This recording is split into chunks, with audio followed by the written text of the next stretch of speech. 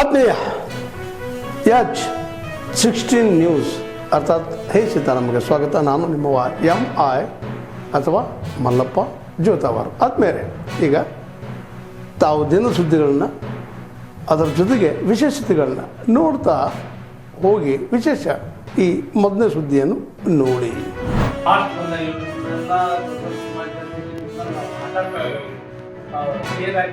ಗೌರವ ಕಾಣ್ತಾ ಇದ್ವಿ. ಅದು ಬೇಡ, ಬಾಗಿಲು ಕಟ್ಕೇಳ್ರಿ, ಚಿಪ್ಪಿ ಕೇಳ್ರಿ, ಚಿಕ್ಕ ಉಳಿಕೆಂದು ಯಾವ ಊರಾಗ ಹೋದ್ರೆ ಇಲ್ಲಿ ಆ ಸಮಾಜದ ಹತ್ರ ಹೋದ್ರೂ ನಾವು ಚಿಕ್ಕ ಕಟ್ಟಿಗೆಂದು ಇಲ್ಲಿ ಬಾಗಿಲು ಕಟ್ಕೊಂಡು ಹೋಗ್ಬೇಕಾಯ್ತು. ನಮ್ಮ ಹೆಜ್ಜಿರಂಗಿಲ್ಲ. ಈಗ ಅವ್ರು ಹೇಳ್ತಾರ ಆ ಸ್ಟೇಜ್ ಹೋಗ್ಬೇಕು, ನಾವಲ್ಲೇ ಅಂತಾರ. ಇಲ್ಲಿ ನಾನು AS ಆಫೀಸರ್, ತಹಸೀಲ್ದಾರ್, ಡಾಕ್ಟರ್, ಬೇಕಾದಂಥ ವಿದ್ಯಾವಂತರ, ಉಪರಾಷ್ಟ್ರ ಪ್ರಧಾನಮಂತ್ರಿ ನಮ್ಮ ಜೀವನ್ ರಾವ್, ಆ ಮಟ್ಟಕ್ಕೆ ಹೋಗಿ ನಾವು ಕೆಳಮಟ್ಟದಾಗ ಮಾತಾಡಿದವ್ ಯಾವ ಮಾತಾಡಬಾರ್ದು. ಯಾರೇ ಆಗಲಿ, ಆ ವ್ಯಕ್ತಿ ಈ ವ್ಯಕ್ತಿ ಅಂತ ಯಾರೇ ಆಗಲಿ, ಅವ್ರಿಗಿನ ಮುಂಚೆ ಜೀವ ಜಾತಿ ಯೋಚನೆ ಮಾಡ್ಕೊಂಡು ಗೊತ್ತಿರಲ್ಲ. ಇದು ಅಸಹ್ಯ ಅನ್ಸಲ್ಲ ಅಂತಕ್ಕಂಥ ಧೋರಣೆ ಬಂತು. ಎರಡನೇದು ಮಾತಿದ್ರು ಕಾಂಗ್ರೆಸ್ ಮಲ್ಲಿಕಾರ್ಜುನ ಹಾಗೆ, ಕಾಂಗ್ರೆಸ್ ಮಲ್ಲಿಕಾರ್ಜುನ ಹೀಗೆ ಅವನು ಆ ಮಾಡಿರ್ತಕ್ಕ ಕರ್ನಾಟಕಕ್ಕೆ ನಾವು ಬಹಳಷ್ಟು ಎಕ್ಸ್ಪೆಕ್ಟೇಷನ್ ನಾವೇನು GDP-ನಲ್ಲಿ ಕರ್ನಾಟಕ 2ನೇ ಸ್ಥಾನದಲ್ಲಿದೆ. ಮಹಾರಾಷ್ಟ್ರ ಆದಮೇಲೆ ಕರ್ನಾಟಕ 2ನೇ ಸ್ಥಾನದಲ್ಲಿದೆ. ಸೊ GDP-ಗೆ ತಕ್ಕಾಗಿ ನಾವೇನು ಕಾಂಪನ್ಸೇಷನ್ ಜೊತೆಗೆ ಹೆಚ್ಚಿನ ಅನುದಾನ, ನಾವು ಬ್ಯಾಂಗ್ಳೂರ್ನಲ್ಲಿ ಏನು ಟ್ರಾಫಿಕ್ ಕಂಜೆಷನ್ ಆಗ್ತಾ ಇದೆ, ಔಟರ್ ರಿಂಗ್ ರೋಡ್ ಆಗಬೇಕು, ನಮ್ಮ ಅಮೃತಭದ್ರ ಪ್ರಾಜೆಕ್ಟ್ ಆಗಲಿ, ಸುಮಾರು ಮತ್ತು ಏಮ್ಸ್ ಕೇಳ್ತಾ ಇದ್ದೀವಿ, IIT ಸಂಸ್ಥೆಗಳನ್ನ ಕೇಳ್ತಾ ಇದ್ದೀವಿ. ಇದು ಬರೀ ಬೇಡಿಕೆಗಳಾಗ್ತಾ ಇದ್ದಾವೆ. ಬಟ್ ಪ್ರಧಾನಮಂತ್ರಿಗಳಾಯಿತು, ಫೈನಾನ್ಸ್ ಮಿನಿಸ್ಟರು ಕರ್ನಾಟಕಕ್ಕೆ ಮಲತಾಯಿ ಧೋರಣೆ ಅಂತ ಪ್ರತಿ ಬಾರಿ ಹೇಳ್ತಾ ಇದ್ದೀವಿ. ಆದರೆ ನಮ್ಮ ಏನು ಕೂಗಿದೆ ಅದು ಎಲ್ಲೂ ಕೂಡ ಕೇಳಿಸ್ತಾ ಇಲ್ಲ. ಈಗ ನೆಕ್ಸ್ಟ್ ಬರ್ತಾ ಇರೋ ಚುನಾವಣೆ, ಅಸ್ಸಾಂನ ಚುನಾವಣೆ ಇದೆ, ಕೇರಳದ ಚುನಾವಣೆ ಇದೆ, ತಮಿಳುನಾಡಿನ ಚುನಾವಣೆ ಇದೆ. ಅದರಿಂದ ನಮ್ಮದೇನು ಇಟ್ ಈಸ್ ವೆರಿ ಕ್ಲಿಯರ್. ಹೋದ ಸಲ ಬಿಹಾರಿಗೆ ಸಪೋರ್ಟ್ ಮಾಡಿದರು.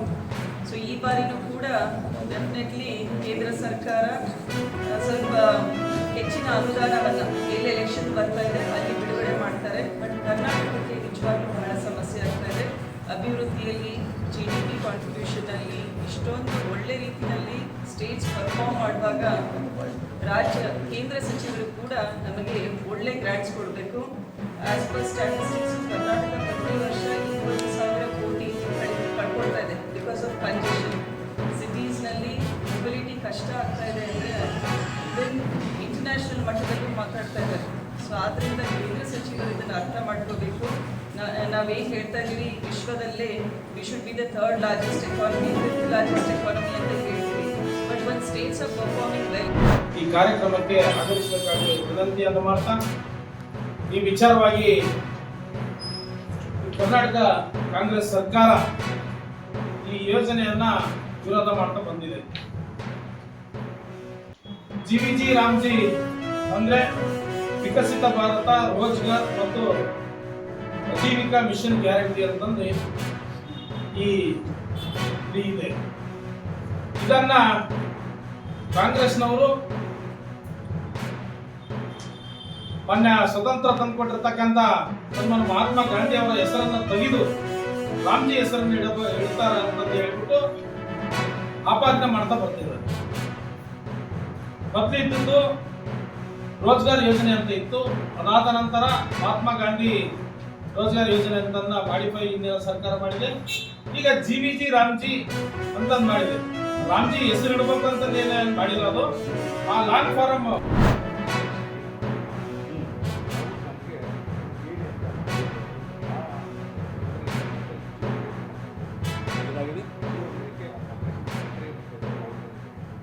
ಅದೇ ಈಗ ಕಾಂಗ್ರೆಸ್ದವರು ಟೀಕೆ ಮಾಡಿದ್ರು ಅವ್ರು ಸಹಿಸ್ಕೊಳ್ತಾರೆ. ಯಾರೋ ನಾಗರಿಕರು ಟೀಕೆ ಮಾಡಿದ್ರು ಸಹಿಸ್ಕೊಳ್ತಾರೆ. ಆದ್ರೆ ಮೋದಿಯವ್ರ ಬಗ್ಗೆ ಬೈದು ಆಗಿಲ್ಲ, ಟೀಕೆ ಮಾಡ್ತಾರೆ. ಮೋದಿಯವರು ಒಂದು ಸಲ ರಿಯಾಕ್ಷನ್ ಮಾಡಿಲ್ಲ ಅವ್ರ ಬಗ್ಗೆ. ಹೀಗಾಗಿ ಈ ರೀತಿ ಟೀಕೆ ಟಿಪ್ಪಣಿ ಇದನ್ನು ಒಂದು ಸ್ಪೋರ್ಟಿವ್ಲಿ ಇದನ್ನ ಎಕ್ಸೆಪ್ಟ್ ಮಾಡಬೇಕು. ಅದು ಬಿಟ್ಟು ಯಾರೋ ಟೀಕೆ ಮಾಡ್ತಾರೆ ಥ್ರೆಟ್ ಕೊಡುವಂಥದ್ದು, ಅದು ಕಾಂಗ್ರೆಸ್ನವ್ರು ಟೀಕೆ ಮಾಡಿದಾಗ ಅವರಿಗೆ ಥ್ರೆಟ್ ಕೊಡುವಂಥ ಕೆಲಸ ಇರೋದಿಲ್ಲ. ಇದು ಆ ಗುಂಡಾ ಸಂಸ್ಕೃತಿ, ಕಾಂಗ್ರೆಸ್ನ ಗುಂಡಾ ಸಂಸ್ಕೃತಿ ತೋರಿಸ್ತದೆ. ತಾವೆಲ್ಲ ಇಲ್ಲಿವರೆಗೆ ಸುದ್ದಿಗಳನ್ನು ನೋಡಿದಿರಿ, ಜೊತೆಗೆ ವಿಶೇಷ ಘಟನೆಗಳನ್ನು ಸಹ ನೋಡಿದಿರಿ. ಅದು ನಿಮ್ಗೆ ಏನು ಅನ್ನಿಸ್ತು? ನಿಮಗೆ ಲೈಕ್ ಮಾಡಿರಿ, ಶೇರ್ ಮಾಡಿರಿ, ಕಾಮೆಂಟ್ ಮಾಡಿರಿ, ಜೊತೆಗೆ ಸಬ್ಸ್ಕ್ರೈಬ್ ನಿಲ್ಲಿಸ್ಬೇಡ್ರಿ. H16 ನ್ಯೂಸ್ ಅರ್ಥಾತ್ ಈ ಸಿದ್ದರಾಮಯ್ಯ ಸತ್ಯದ ಕೈಗನ್ನಡಿ ವಂದನೆಗಳು.